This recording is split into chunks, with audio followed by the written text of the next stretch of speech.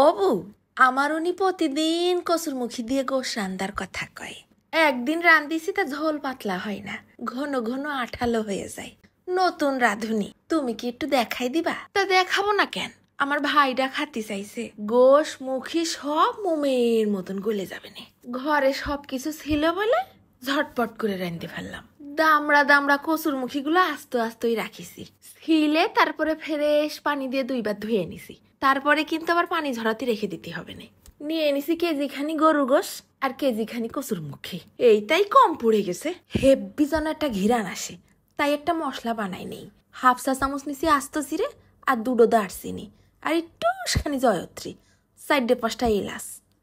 একটুখানি তেল ছাড়া টাইলে নিয়ে একদম নিপিস করে গুঁড়ো করে রেখে দেবো সাইড করে, পরে কাজে লাগবে না। এরপর কড়াইয়ের মধ্যে ঢেলে দিলাম ঘপ ঘপ করে সয়াবিন তেল। প্রথমে আগে তেলের মধ্যে ফোড়ন দিয়ে নেব।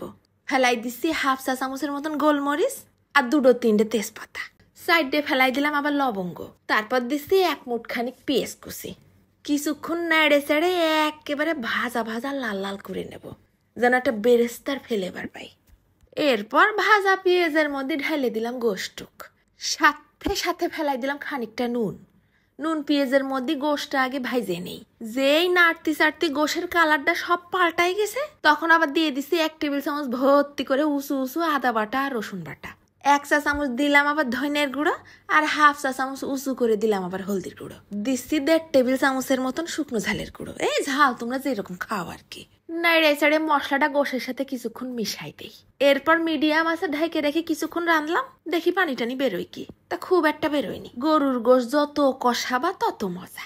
ঢাইলে দিছি 1 কাপের মতন টক দই। ফ্রিজে ছিল তাই একটু পানি গলে গেছে। এই টক দইয়ের পানিতেই গরুর গোশটা হাফ সিদ্ধ হয়ে যাবে না। মিডিয়াম আছে ঢেকে ঢেকে রান্না করব। এই টক দইয়ের ঝোলের পানিটা একদম শুকায় তেল উঠা উঠা ভাব করে নেব। গোশ কিন্তু হাফ সিদ্ধ হয়ে গেছে, তখনই ঢেলে দিলাম কসুরমুখী।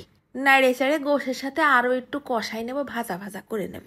দিয়ে দিছি 4-5টা রসুন। এরপর ওই যে ফার্স্টে গুঁড়ো করে রাখিলাম না, সেই মশলাটুকুও ঢেলে দিলাম। ঘপ ঘপ করে ঢেলে দেবো বালতি খানিক গরম পানি। ঝোল তোমরা যে যেরকম খাতে চাও আর কি। খানিকটা নুন দিছি, আর কোনো কাজ নেই। মিডিয়াম আছে রেখে দিলাম সিদ্ধ হওয়া পর্যন্ত। দেখো দিনি, এই পর্যায়ে তোমরা প্রেসার কুকারে ঢাইলেও 2 বাসি দিয়ে নিতে পারো। সিদ্ধ হয়ে গেলে কিন্তু বেশি নাড়া যাবে না। একদম তেল উঠা উঠা ভাব হয়ে গেলে হয়ে যাবে না কসুরমুখী দিয়ে গরু গোশ। একটা কসুরমুখী গলে ঘেটা ঘেটা হয়নি, ঝোলটাও কি সুন্দর পাতলা রয়েছে। নিয়ে নিলাম চামচ ভরে কসুরমুখী গোশ। আজকে খেলা হবে। কসুরমুখী একটা হাতে তুলে নিয়ে টিপ মারিছি কি মারিনি, গলে গেছে একেবারে মোমের মতন। ভাতের মধ্যে ভরাই প্রথমে গালে দিলাম, স্বাদটা একটু বুঝার চেষ্টা করতেছি। ও ভিআইপি একটা ঘিরান যে লাগলো নাকে। দেখো না গোশটাও গলে গেছে। গোশের পাশে কসুরমুখী রেখে ঝোল ভাত তুলে দিলাম গালে। পাশে দাঁড়ায় কোনো কথা কোস নে, কারোর কথা এখন শুনতে মনে চাচ্ছে না। তৃপ্তি ভরে খাতি দে সাইডে। রসুনের মুখটা ধরে একটু টিপ মারিলাম, খালি ভজ ভজ করে বেরোয় যাচ্ছে। তারপরে ওই রসুন ভাতের সাথে আবার একটুখানি গোশ ছিঁড়ে গালে দিছি।